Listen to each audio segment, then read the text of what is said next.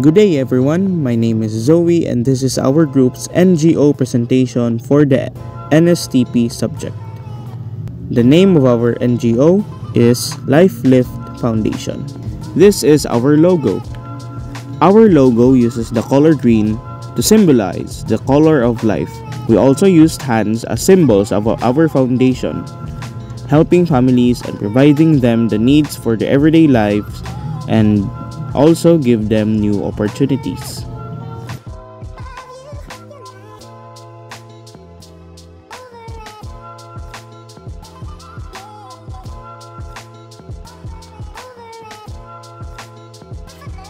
We aim to improve their living conditions through housing assistance and sustainable livelihood opportunities, fostering pathways towards a better future.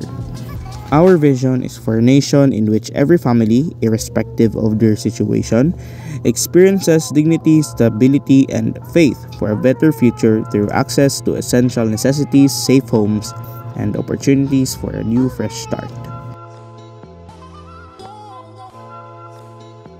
Target beneficiaries. Our goal is to provide permanent and adequate support for the families in need, either by providing them with the initial capital or first-level needs that will enable them to become financially independent, or regularly providing the family with monthly support for the satisfaction of their needs. Amang target namin dito yung mga nangangailangan or yung kulang sa pang-araw-araw, tulad ng squatter families. Ang mga pamilyang ito ay nakatira sa mga informal na pamayanan sa mga lupaing hindi nila pag-aari.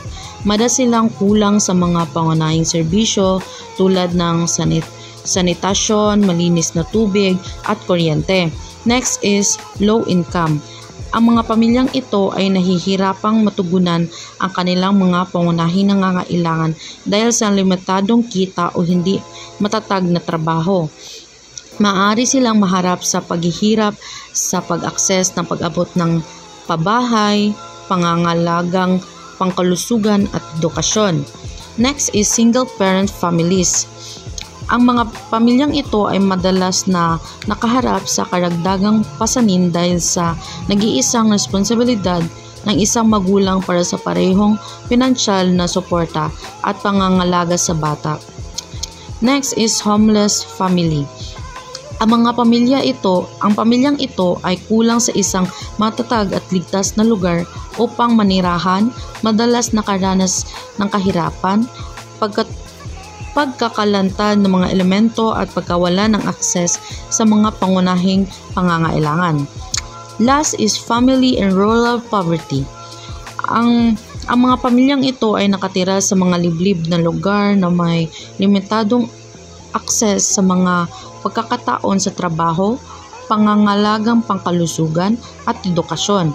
Maaari silang magharap sa mga hamon na may kaugnayan sa transportasyon, infrastruktura at limitadong mga opsyon sa ekonomiya.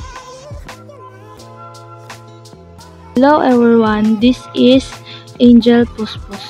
So, I am talking about our NGO's program and activities.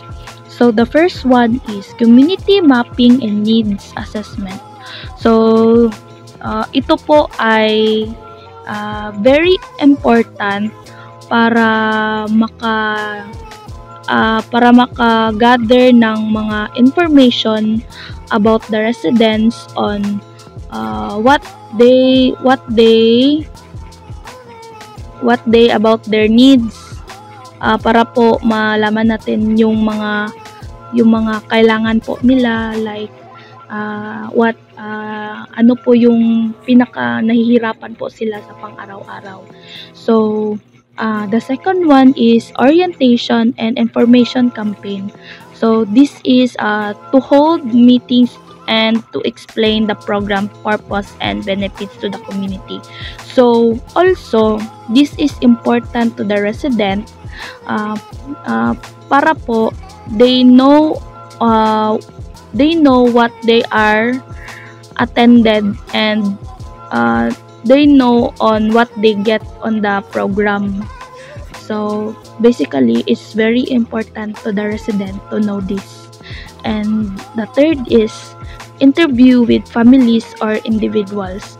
So this we need to interview a family or individuals para po malaman natin ang mga araw-araw na challenges na hinaharap po nila sa kanilang buhay or everyday struggle po nila.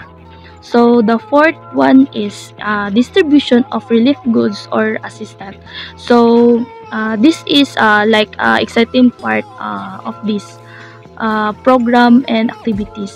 So basically this is distribute relief items like food packs and hygiene kits to the family in needs. So ito po ay parang dito na part is magbibigay na po kami ng mga basic needs nila like food or clothes or mga hygiene kits na kailangan po ng every individual or like a family. So the fifth one is follow up and monitoring. So this one is very important to know if the projects are really moving or have a good nasa mabuting kalagayan na po. So basically monitor and follow up to ensure the program's impact and continue support for the community. So this is also important para po if may mga kulang po na materials like halimbawa po if nagpapagawa po ng bahay or nagpapaayos, so we need to know if there are enough supplies or they kulang po yung mga supplies nila. So this is all our programs and activities. That's all. Thank you.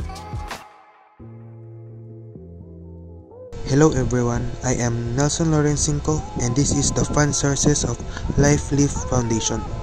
Corporate Partnerships. Ang corporate partnerships ay isang anyo kung saan meron isang tao o kumpanya ang magbibigay ng tulong tulad ng pagkain at damit sa isang organisasyon para ipamigay ito. International Aid. Ang international aid ay ang tulong na ibinibigay mula sa ibang bansa patungo sa isa pang bansa. Example is ang pagbibigay ng ibang bansa ng pagkain at damit sa mga nasalanta ng bagyo. Individual donations. Ang individual donations ay ang pagbibigay ng tulong o pondo mula sa isang individual patungo sa isang organisasyon o proyekto. Crowdfunding. Ang crowdfunding ay isang paraan ng pagkukuha ng pondo o pera mula sa maraming tao upang pondohan ang isang proyekto, idea o negosyo. Fundraising events. Ang fundraising events ay parang paggagawa ng events like fun run, bazaar at gala night para makalikom ng pondo para sa layunin ng isang organisasyon. Local partnerships. Ang local partnerships ay ang pagko-collab ng isang organisasyon sa isa pang organisasyon tulad ng simbahan para makamit ang layunin ng isang organisasyon. We have a totally 5 members in this organization, such as Director, Executive Director, Program Director, Director of Philanthropy, and lastly, the Accounting. Mr. Zo Bongay, the Director of our LifeLift Foundation, he plays a crucial role in aligning departmental activities and ensuring effective implementation of policies and procedure. Ms. Angel Puspus, the Executive Director. She tasks with strategic planning, daily operation, and ensuring that organization's goals are met. Ms. Pamela Castillan, the Program Director. Setting goals aligned with organizational objectives and developing program plans from inception to completion. Mr. Nelson Cinco, the Director of Philanthropy, is responsible for developing and implementing fundraising strategies to secure financial support. Mr. Sherwin Kaan, the Accounting of Foundation. He analyzed the funds and product costs to ensure and maintain accurate financial records.